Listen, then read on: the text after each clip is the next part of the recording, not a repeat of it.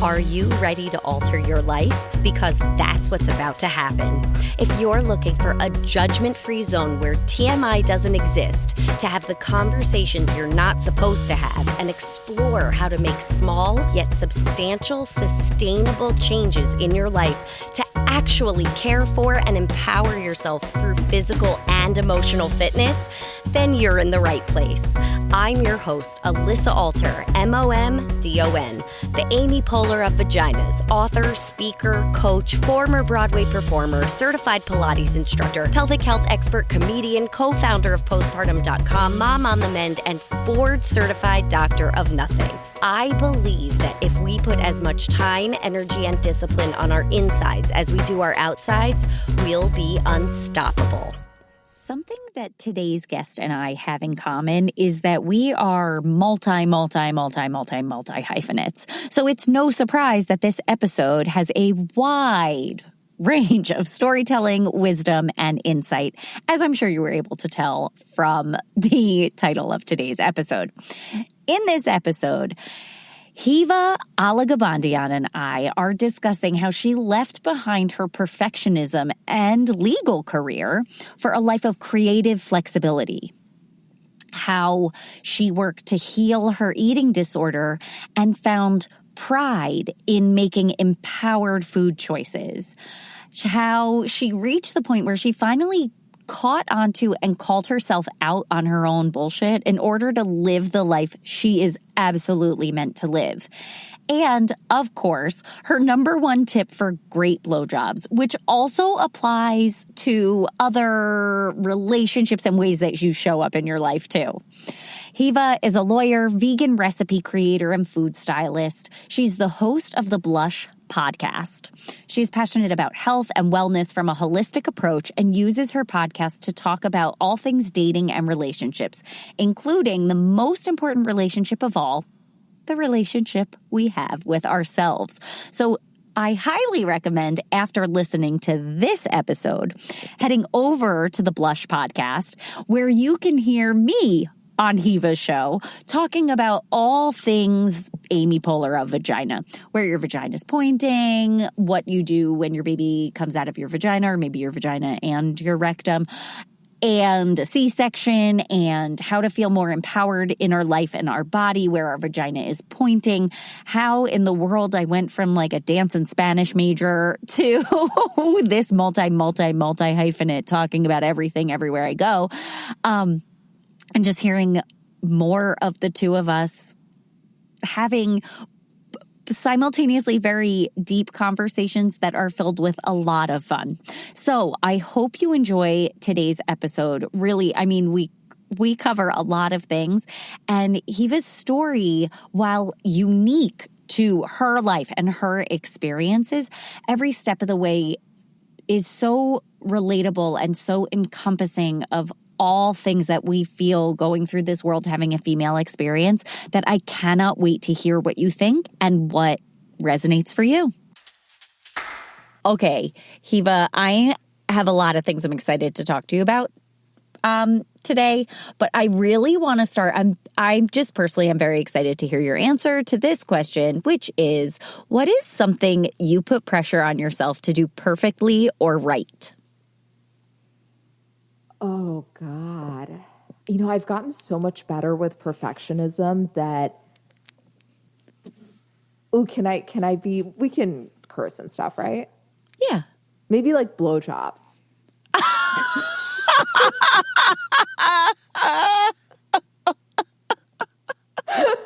Just really starting the episode with a bang. Well, I love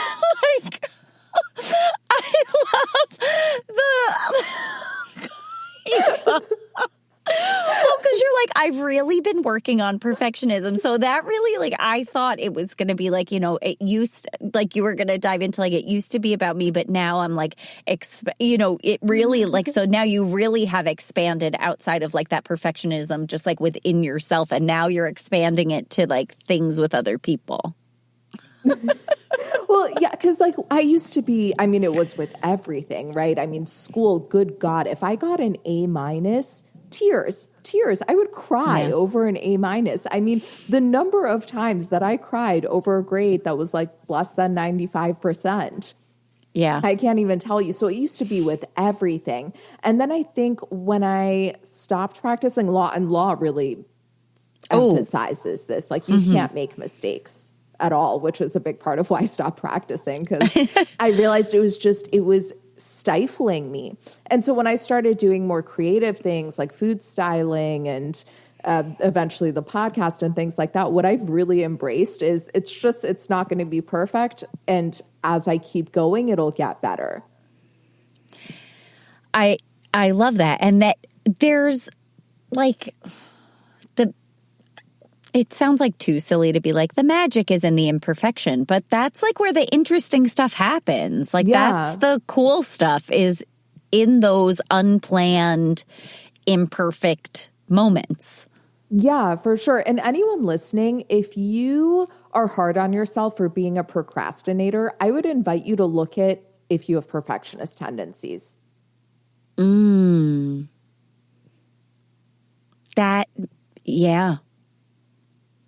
Yeah, because you avoid it. You just avoid it until you can't anymore. Yeah. And then also perfection becomes less just about it's still about yourself, but it's more the circumstances because you didn't give yourself a chance, kind of. Mm-hmm. Yeah. Yeah. And listen, with all of this, like,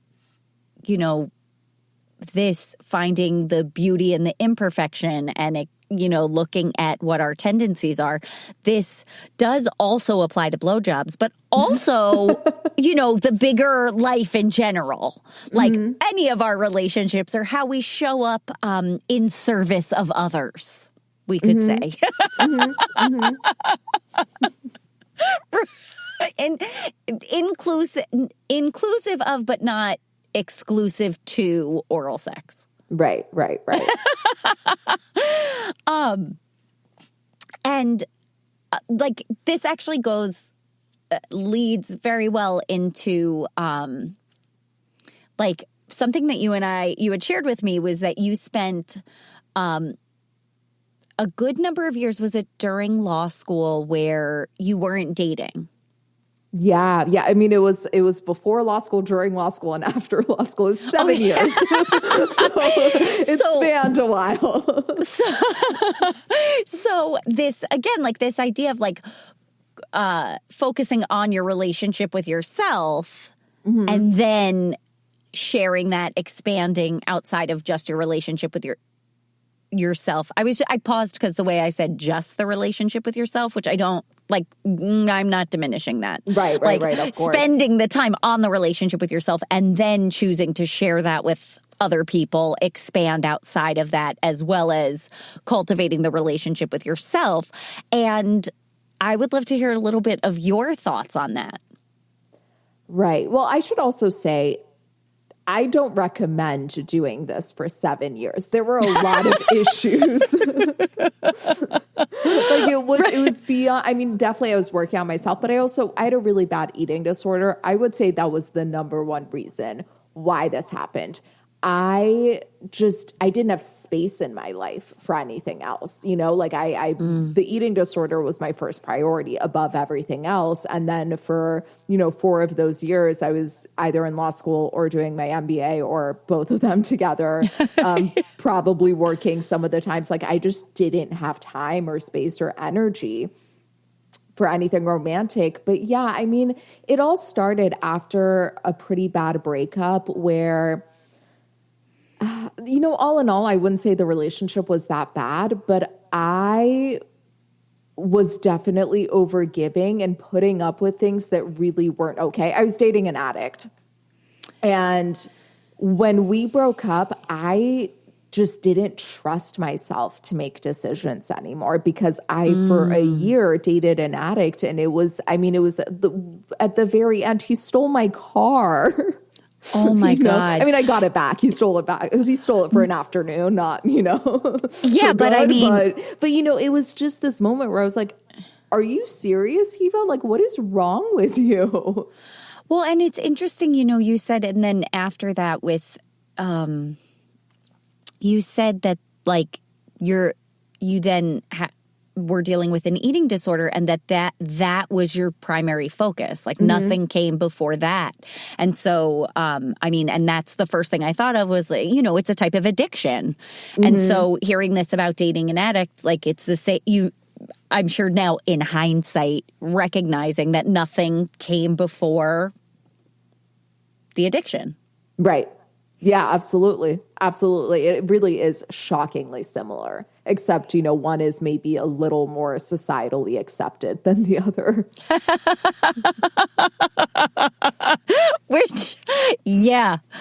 How cool is that? Isn't that great? If it's all in service of being skinny, Yeah. In the beginning of my eating disorder, people praised me like, oh my God, you look so good. You look great. Like you look amazing. And then overnight it's like, ooh, you're getting a little too thin. Yeah. Yeah. It's the messaging we get around our bodies. We all experience it, the way we experience it, the way it's internalized, the way these things are heard and then show up, we all have our own experiences around that. But man, it's everywhere. And like sort of a common thing that I see with all of it, however it's showing up, it just so much of it is that like it feeds off of this belief, this sort of like truth in our society that our bodies aren't ours. We are here for, they're for someone else. So then how do you, like you said, like how do you even trust yourself when also you're not, why would you need to? It's not yours to begin with. Right. So then, which is, again, like, my brain is like literally on fire. I feel like it's like a Rolodex of like, and that applies here, like so many facets of the female experience. So then that was all happening throughout law school, which is going to feed the beast, right? These perfectionist tendencies. And like when you're in that heightened reality, your sense of reality becomes, I was going to say warped, but we can just say it shifts. Right? So what did it look like coming out of that? Like what made an actual change? It all kind of happened around the same time. So when I finished law school, I was studying for the bar. And during that time, it was honestly one of the best phases of my life. If anyone's getting ready for that, don't be fooled. It's a good time. Like I studied for 4 hours a day. That's it. I had classmates who were studying for 8, 10, 12, 16, 20 hours a day. I'm not even joking. I would study for 4 hours a day. You only have to pass the bar. You don't have to get a good grade. You only have to pass. Do not overstudy. So you were already beginning to explore non-perfectionism. Non-perfection. Yeah. You know what? You're right. It is the first time in my life where I really did that because I was so aware of the fact that 80% of people pass the bar. I'm not in the bottom 20th percentile of my class. So I didn't, or at least 80% of my law school. So I did the math and I was like, the grade doesn't matter. I just need to pass. Why would I do more than that? So I started really investing in self-care. I started exercising with a trainer. I started meditating every single day. I've actually meditated every single day since that summer when I was studying for the bar. And I went vegan during that process. And going vegan for me was the first thing that really started to change my relationship with food because it no longer was this like enemy and reward system. It started to become something that I took a lot of pride in because I went vegan for ethical reasons. And so I started viewing it as this thing that every single time I ate, I was proud of my food choices because I knew I was doing something that was kind to the planet and to animals. Oh, I literally just got chills. Thank you. And I love that. And that, that mindset is like, God, that is so powerful. And I'm sure, like, as you've experienced, as you're describing, so healing to have then, especially when you're coming from a place of being at war with eating and with food, right? To then be in a place of pride in how you're taking care of yourself and your community and the planet. And, you know, that whether you're vegan or not, you know, but coming to a place where you can feel empowered and proud and grounded in the decisions that you are making, taking care of like inside and outside your body. Exactly. Yeah. That's so beautiful. I will say it was a while after that I really got committed to just not doing this anymore. So the following summer, I started seeing a guy the first time in 7 years. We start dating. We broke up New Year's Eve. So like, basically January 1st, 2019 is when we broke up. And a lot of the issues in our relationship was that I would pick fights constantly. And I really had to take a moment and I was like, I know at least part of what's going on here is the fact that I'm hungry all the time and the fact that I've been taking Adderall for like 8 years and I probably don't need Adderall. Like I got an Adderall prescription because I wanted to be thinner. That was my reasoning. I went into the doctor. I was like, I have trouble concentrating. I did the whole spiel. He gave me a prescription. And so January of 2019, I was like, enough is enough. Like, I'm not going to let this ruin my relationships. The only way I can have a proper relationship ever is if this ends. So that's when I really doubled down. The thing that just popped into my head and it's like you got sick of your own bullshit. Mm-hmm. Like you just were like, I'm on to you, Hiwa. Yeah. And like, enough. Mm-hmm. I mean, I am not in a, like, I don't know if this is weird to say, but like, I'm so proud of you. Oh my God, thank you. That's actually like, really kind. That's real. I mean, that's really big. That is like, I mean, you're able to talk about it with ease now because you've gone through it, you know, and that is also like, you do that, you know, on your podcast, in your work. But like, not to skip over like how big all of that is. Yeah. Yeah, it really is. And it affects every single part of your life. It really does. And I don't think it's one of those things you can heal overnight. I think healing an eating disorder is honestly harder than drugs or alcohol because you have the option of not doing drugs or alcohol for the rest of your life. You have to eat. So you're gonna have to find a way to figure out a health. It's like telling an alcoholic, like, you're gonna have to have a drink a day for the rest of your life. Like, that's really hard, you know? Oh my God. Yeah. Yeah. That's a lot. Really, I mean, I feel like, I don't know, I've heard that before because it's like, you know, or like telling an alcoholic they have to hang out in a bar every day. Right. Like, and so, you know, and any healing, right? Like none of it happens overnight and it's never linear. Mm-hmm. You know, there are a lot of facets to that. Like if you pull your hamstring, like you're going to kind of know about it forever. Mm-hmm. You know, if you like it there, you then, like I'm using this hamstring analogy, like then if say you have a hamstring injury and like you're a runner and you start training for something and you're running longer distances, like, you know, you are going to have to take extra care on your off time. You're going to need to up whether it's you get massages or take a bath or certain physical therapy exercises or acupuncture. That I'm sure that also, like with an eating disorder, like anything or any other type of, again, this like, I don't know, is an eating disorder an addiction?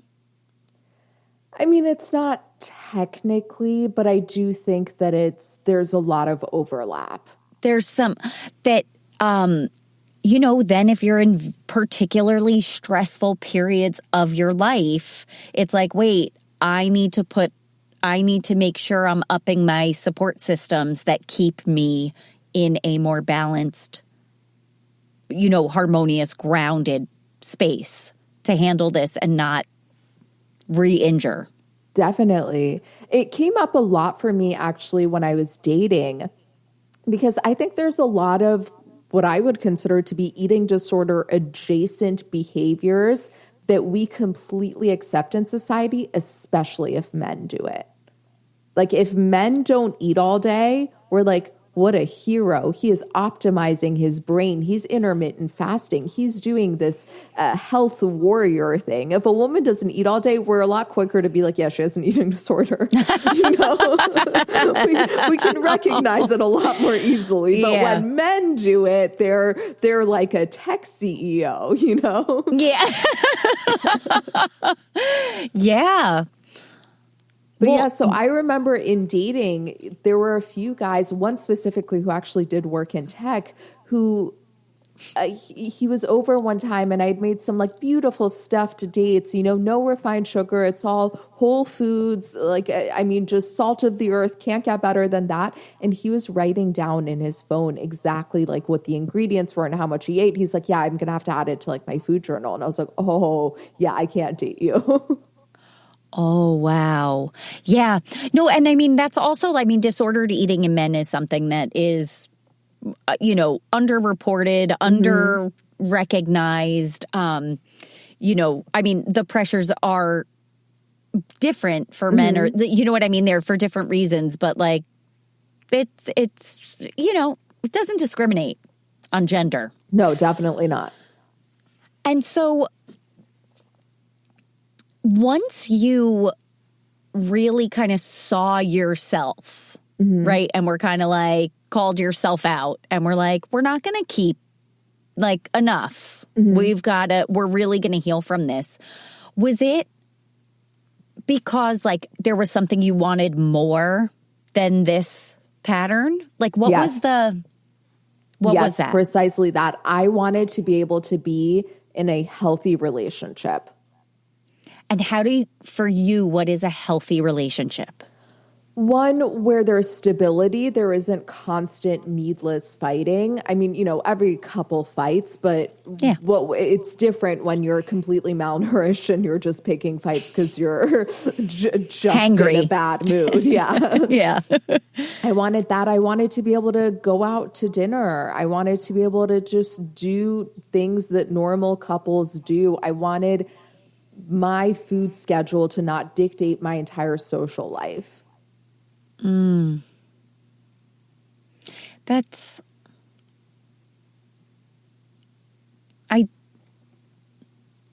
like what you said is just so simple and straightforward. And I just like, I feel like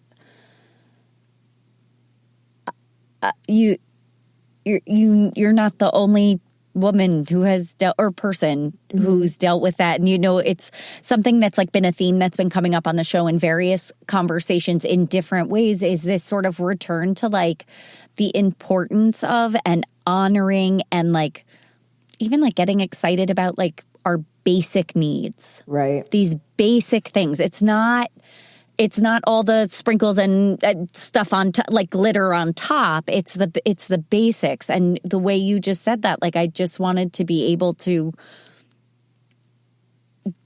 not have these disordered and compulsive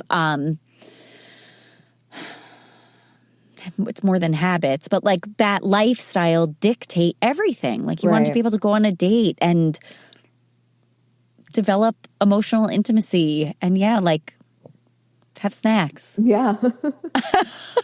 And just like you wanted like a steady blood sugar level. Yeah. Just like right, like literally homeostasis. Like that's what, and really I think there really is something to how powerful that is. And then from that place, you can really grow and thrive and flourish, right? Absolutely. I'm like now literally picturing, I'm like thinking like all the things I could come up with. Like you can't, you have to like rotate your crops so that the soil is really robust, right? Like if you have like depleted soil, your tomatoes are going to suck. Like we need, and we are the soil. And so as you started doing this, like what were some of the first things that you saw shift that let you know that this change was impactful and you wanted to keep going? I immediately started feeling better. My anxiety immediately went way, way, way down. And a lot of that was that I just quit Adderall. And I mean, I was only taking 5 milligrams. So it wasn't this huge drop. But just dropping that off, immediately my anxiety went way, way down. And as I just started nourishing myself better, I just physically was feeling better in every single way. My skin improved drastically. That was a huge thing. And I mean, clearly I think I'm like vain. So I was like, okay, I'll add a few pounds to get better skin. I'm willing to make that trade-off.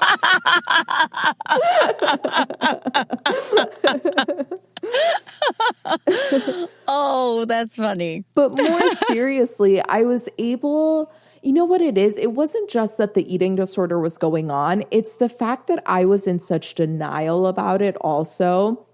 And I had just kind of rewritten my life as though I was born this skinny, which is just, it was untrue. It was literally a lie. I was living a lie. And when you carry that around, like when you're suppressing the truth in yourself, it affects everything about how you show up, right? It's kind of the premise of shadow work. You're more easily agitated. You're more easily triggered because you're carrying this huge secret, and that's your actual identity. You're suppressing that very thing. So just by even acknowledging that it was happening, and as I'm healing, I already was just showing up more authentically in the world. And that led to me making friends, me being able to be honest about other things in my life, me facing other traumas in my life.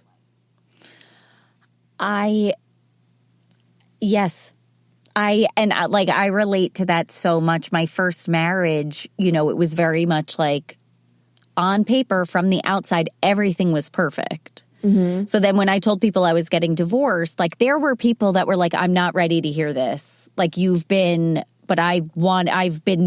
looking for what you have. And I'm like, you don't want this. You don't want this. You don't know anything about this. Like I was in that, definitely the perfectionism and just like holding on to what I wanted to be true, even though it was not true. It was all lies. In that sense. And that like, my God, I mean, I feel like it was like the Wizard of Oz when it went from black and white to Technicolor, like the difference in my life and how I showed up. Like, holy shit, was I on fire after that? Because I was just like, I'm actually here now. Like I do not live on a bed of lies anymore, and I never will again. And so if something's going wrong or if it feels off, I say it. Right. I just say, this feels off. I don't know what's happening. Do you know? I don't know yet. I just know something's weird. And it's not a good weird. Right. Yeah. Yeah, absolutely. And isn't it interesting when you start living in that like Technicolor truth, that level of clarity, it's like you can also really see how so many people either full out don't, or you can see where people are like working their way through. And it's like, yeah, come on. Yeah, absolutely. And when you first, I think, do all this, you kind of want to get everyone over to your side and be like, you have to do the healing, you have to do this, you have to do that. And then over time, I kind of learned maybe it's not for everyone. Like, I don't think anyone in my family is going to be sitting and doing this stuff. And I just need to accept them where they're at. And that's fine. Yeah. And honor that everyone has a different timeline. Yes. And that's, and maybe their timeline is like not in this lifetime. Yeah, exactly. Absolutely. And that's not good or bad. That's not there. that's theirs. And that is not mine. Yeah. So I got to be cool with it. Yeah. Because I don't, then I mean, judging people based on like your stuff, whatever, can get really unnecessarily complicated when really like we just need to honor where we're at and what we're doing and how we're relating to the world. Beautifully said. Oh, thank you. And so I love that. Because when we met, I remember being like, wait, you were a lawyer? Like, how did you get here? And all of this, it really, like, it's such a great story, like your story, your life. It's really, I mean, you can just track that. And I think it's so relatable getting caught in these different, cyclones of what we're supposed to be or what we're supposed to be doing or what we feel we need. I say, I operated a lot on what I thought other people expected of me. Like, not, some things were explicit, but a lot of it was implicit. So like I created it, so it's like, my parents never said that thing, like whatever that thing is. And it's like, no, they didn't. But that's what I felt. I thought that that's what that meant and this would look like.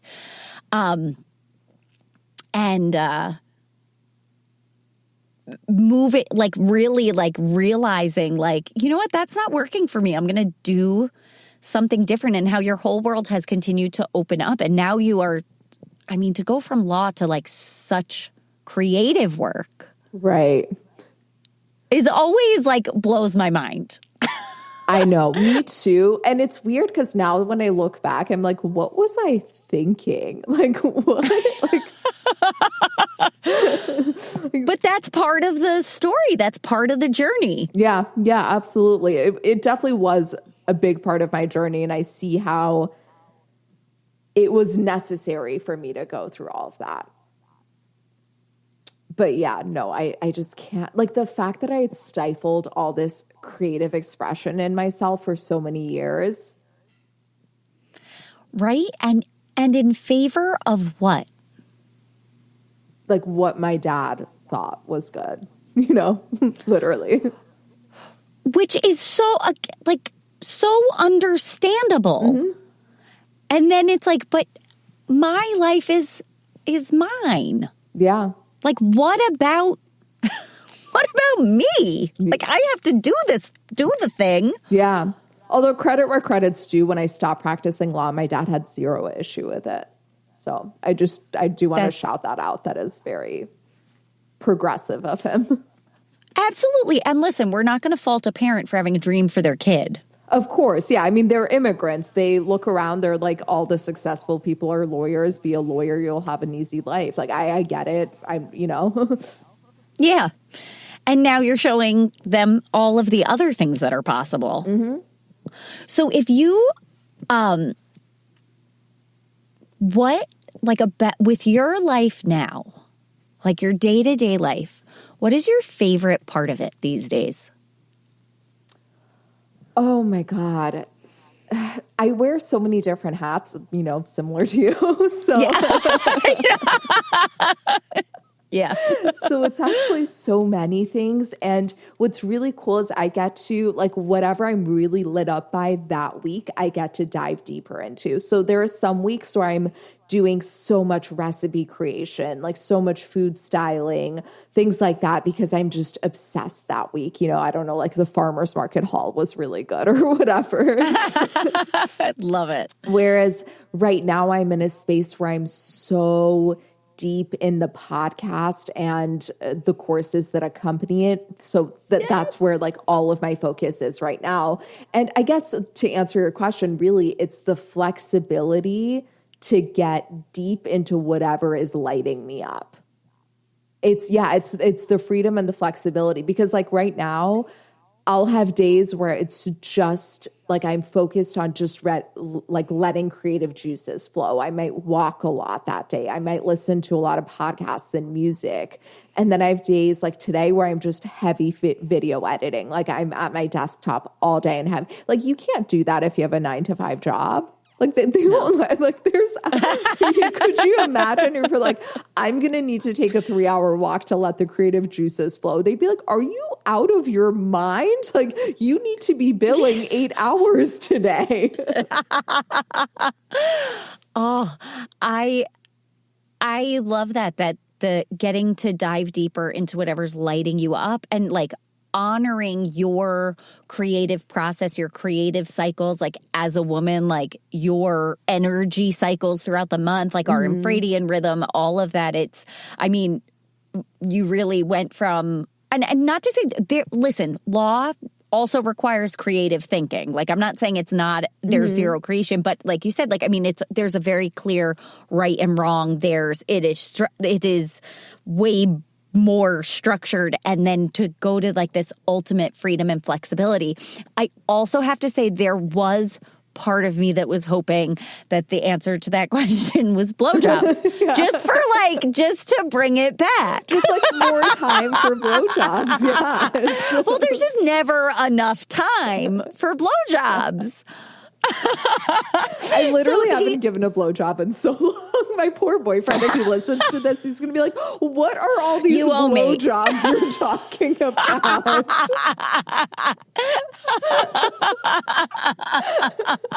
He'll be like, so apparently you're putting a lot of pressure on yourself for which blowjobs? Yeah, where are the blowjobs? I don't remember the last time you gave me one. Yeah, I should really do it. I am very good at giving blowjobs, but...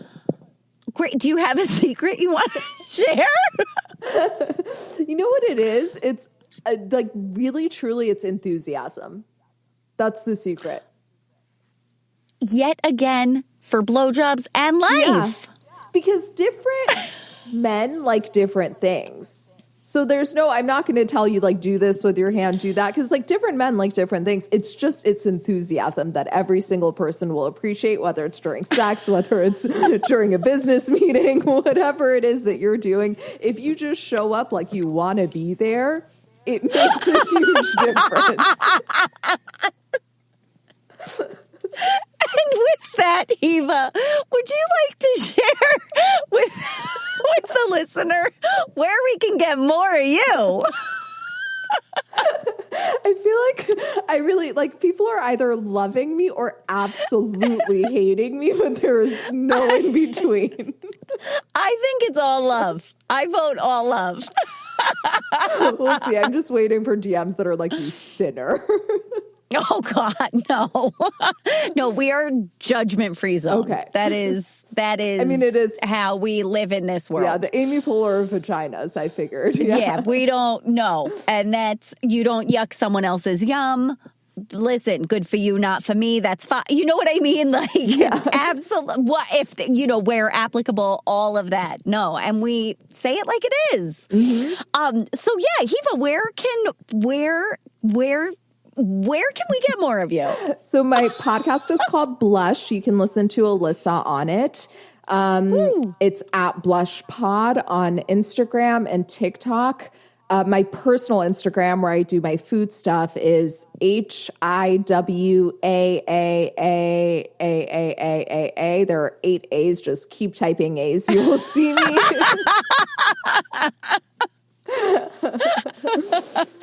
I love it.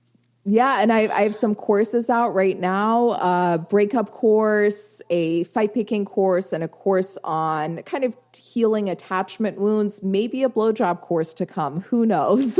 I mean, anything is possible. Anything is possible. We can make it happen. Hiwa, thank you so much for being here and sharing your story, your insight, your wisdom, and tips on blowjobs. Thank you so much for having me. This is seriously so much fun. Oh, a pleasure. Thank you so much for sharing your time with me and listening to the end of this episode. Look at you. You're someone who finishes what they start. I love that about you.